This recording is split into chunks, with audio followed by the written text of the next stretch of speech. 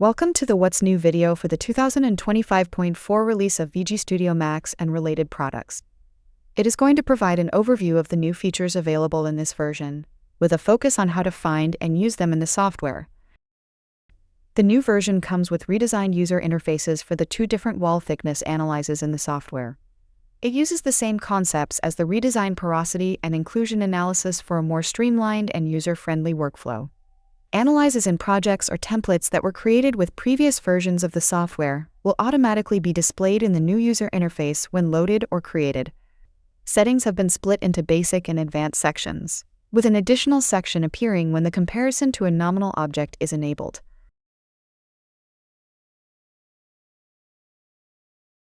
All tolerances that were available before can still be entered on the tolerance page. The visualization page contains color bar settings, as well as an option to switch the visualized property in case deviations to a nominal object have been calculated. The results page shows the different results that have been calculated, for example the histogram. The annotation page displays a table of all annotations belonging to the analysis, and provides different options to automatically create annotations.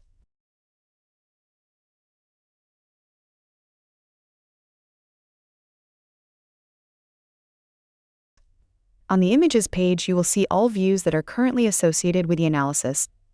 Double-clicking them will apply them, and there is also an option to create new views of the current workspace layout and visualization settings. It is also still possible to define rule-based images. The ability to reference bookmarks, enable predefined 3D images, or capture snapshots has been removed for newly created analysis though, as views serve the same purpose in a more modern way. However, loading older analysis that use these concepts will enable additional user interface elements here that still provide access to these features. And if you want to learn more, there is also a link to a tutorial explaining the new user interface in more detail. The new quick alignment method is a fast and user-friendly way to align parts to a reference object in just a few seconds by selecting 1 to 3 matching points on the two objects. It works with various object types like 3D scans, CAD models, or volumes, and can even handle cases where the parts only partially overlap, offering a preview of the alignment before applying it. Selecting Quick Alignment from the alignment ribbon will start the alignment process of the currently selected object. Note how the 3D view is automatically maximized and a contextual ribbon appears. The to-be-aligned object is temporarily moved next to the reference object to facilitate creation of the corresponding point pairs. Just click relevant areas on both objects, and use the yellow preview to determine whether the alignment is already sufficient. The alignment can be finalized or cancelled via the actions in the contextual ribbon.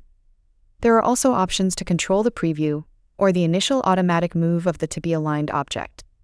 Enabling global alignment will perform a very fast alignment of the entire part surface to its reference object, once the corresponding points have been aligned.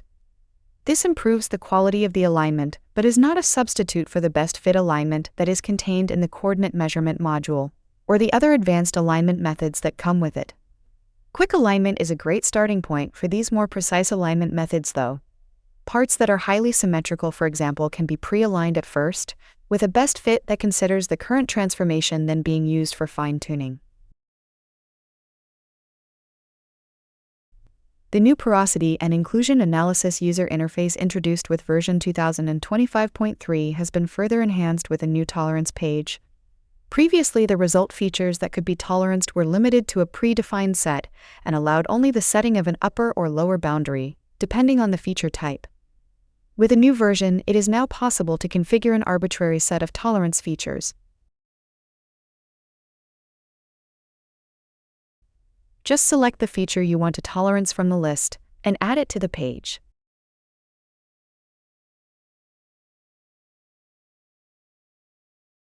Note how both upper and lower boundaries are now available.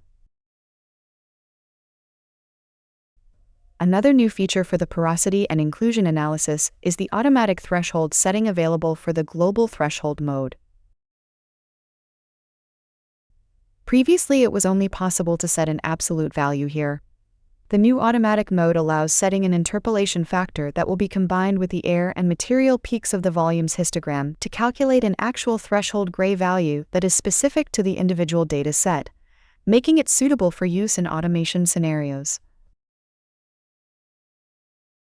Views are a great way to switch between different visualization and workspace states, and to define images for use in reports. The new version introduces the option of adding custom text descriptions to them. Just go to a View's Properties dialog and enter a description in the new Text Edit field.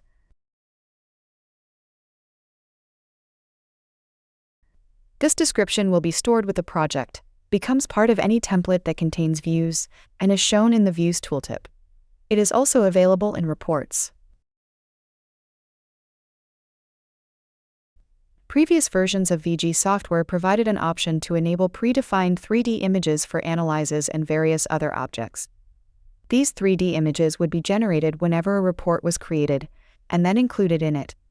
However, there were very few options to customize them, and it was not possible to view them outside of reports in the project itself. The view concept introduced with version 2025.1 solves these issues and provides a superior way of predefining visualizations for use not only in reports, but also in project navigation. Version 2025.4 removes the option to enable these predefined 3D images entirely, streamlining the way content for reports is defined. Just set up a workspace layout and visualization for your part or analysis and create a view instead, which will then be included in templates and reports. When loading older projects or applying older templates, the predefined 3D images enabled in them will automatically be converted to views.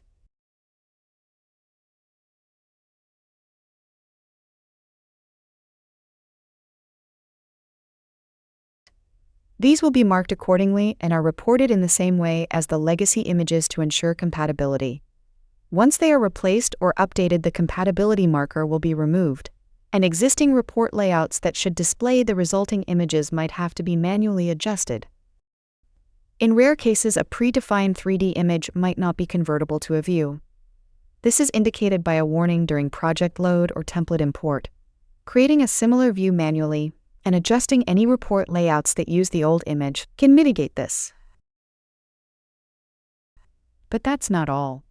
Be sure to also check out the What's New section on our website, or in the software itself, for a full view of this version's improvements. And make sure to join the VG community for a full changelog, feedback, and discussions. Thanks for watching, and see you next version.